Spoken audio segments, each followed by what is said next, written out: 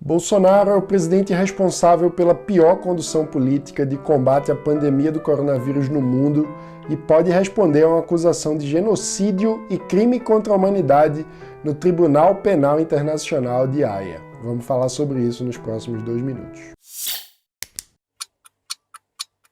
Estabelecido em 2002 em Haia, nos Países Baixos, o Tribunal Penal Internacional é uma corte internacional de direitos humanos e analisa os mais graves crimes cometidos no mundo. São crimes de guerra, contra a humanidade, genocídio, ou seja, um extermínio deliberado, parcial ou total de uma comunidade, grupo étnico, racial ou religioso. Os exemplos clássicos de genocídio são a indústria da morte erguida pelos nazistas contra os judeus e o Holodomor, palavra ucraniana que significa deixar morrer de fome, como ficou conhecida uma das maiores atrocidades cometidas pelo regime stalinista da União Soviética, que levou milhões de ucranianos a morrerem de fome entre os anos de 1931 e 1933. No Brasil, há um único caso classificado como genocídio pela justiça, o massacre de Hashimu, em 1993, quando algumas dezenas de índios e anomanes foram mortos a tiros e depois retalhados com facão por garimpeiros ilegais em Roraima. Ou seja, genocídio não é uma figura de linguagem, é um crime gravíssimo de extermínio. Eu sinceramente não sei se é possível classificar o desastre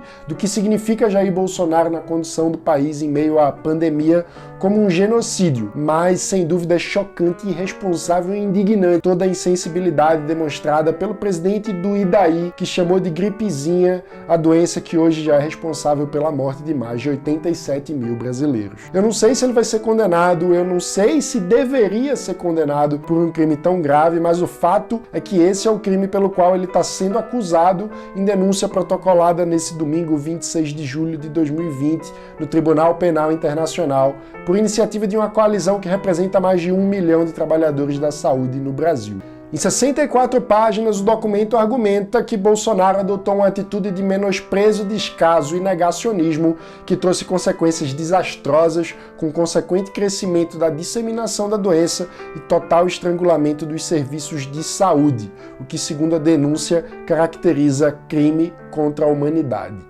O tribunal deve se posicionar nos próximos meses, mas independente do veredito, uma coisa não é possível negar: a absoluta vergonha que representa para o Brasil que um presidente seja tão inepto e irresponsável a ponto de ter que ver o seu nome vinculado a uma denúncia de genocídio perante a comunidade internacional.